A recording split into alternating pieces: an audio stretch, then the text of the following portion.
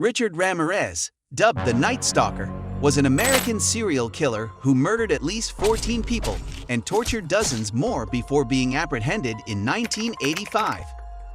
Richard Ramirez, who was he? Richard Ramirez was a serial killer from the United States who murdered at least 14 people and raped and tortured at least 24 others, mostly during the spring and summer of 1985. He became a heavy drug user and developed an interest in Satanism after developing epilepsy as a child, which became a calling card for investigators at his crime scenes. Ramirez was apprehended in August 1985 and sentenced to death at the conclusion of his trial in 1989. He spent the rest of his life at California's San Quentin prison before succumbing to cancer on June 7. Early years. Ricardo Leva Muoz Ramirez was born on February 29, 1960, in El Paso, Texas, as the fifth child of Mexican immigrants Mercedes and Julian Ramirez. Ramirez, also known as Richard or Ricky, reportedly suffered multiple head injuries at a young age. After being knocked unconscious by a swing at the age of 5, he began having epileptic fits. Ramirez was heavily influenced as a teenager by his older cousin, Miguel, who had recently returned from fighting in the Vietnam War. The two smoked marijuana together as Miguel told Ramirez about the torture and mutilation he had inflicted on several Vietnamese women, with photographic evidence to back up his claims.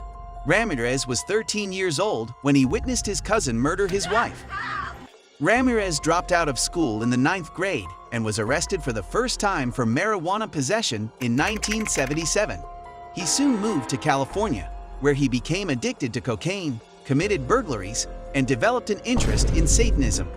He was arrested for auto theft twice in the Los Angeles area, once in 1981 and again in 1984, and he began to neglect his personal hygiene.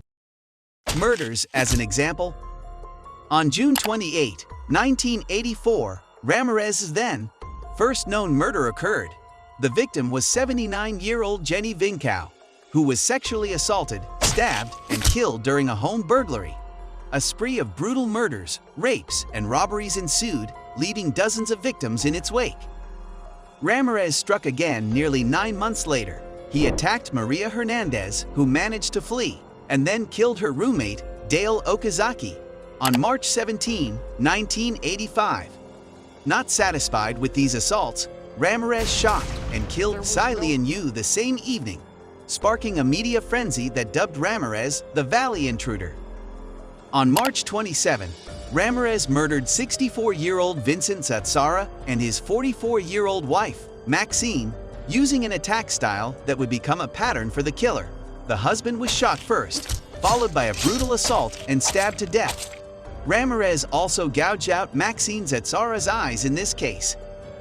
Ramirez repeated his attack pattern on pensioners William and Lily Doy in May 1985, despite a large-scale police operation yielding no concrete results. His murder rate increased over the next few months, claiming another dozen victims in a frenzy of burglary, assault, and brutal violence, complete with satanic rituals. The Los Angeles Police Department responded by forming a dedicated task force, with the FBI assisting. Ramirez was forced to flee the Los Angeles area that August due to relentless media and police pressure, aided by descriptions from his surviving victims. On August 17, he traveled north to San Francisco and murdered 2 more people, Peter and Barbara Pan. Arrest.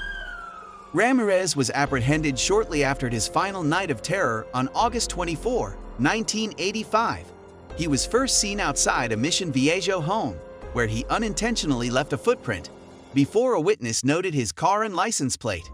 After Ramirez raped another woman at her home and shot her fiancé, the victim gave a detailed description of her assailant, who forced her to swear her love for Satan, complete with enough of a fingerprint to match, and his criminal record allowed the police to finally identify the Night Stalker.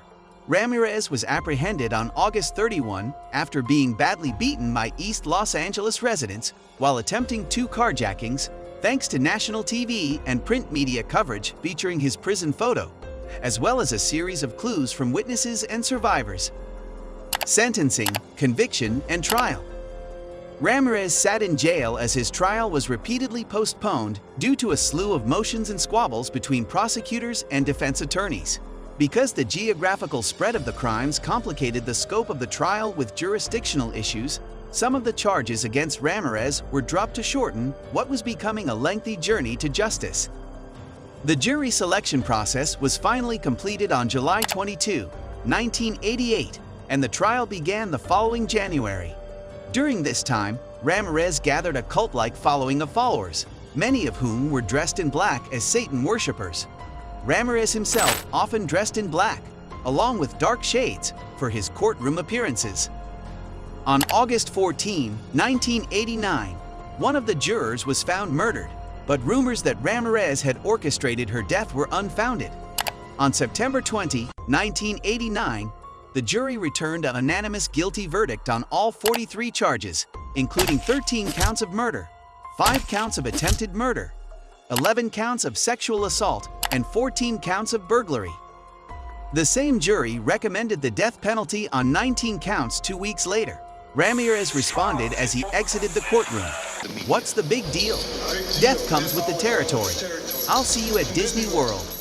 On November 7, 1989, the convicted murderer was sentenced to death by gas chamber and was sent to San Quentin Prison in California for the rest of his life. Last year's wife and death. Ramirez married one of his supporters, 41-year-old Doreen Leoy, while incarcerated in 1996. His long-awaited appeal was finally heard by the California State Supreme Court in 2006, but it was denied. Ramirez was eventually linked to more heinous crimes. In 2009, a DNA sample linked him to the rape and murder of a 9-year-old girl in San Francisco on April 10, 1984. After nearly 24 years on death row, Ramirez died on June 7, 2013, at the age of 53, from complications related to B-cell lymphoma. According to San Quentin corrections officers, Ramirez's death came shortly after he was taken to Marin General Hospital in Green Bay, California.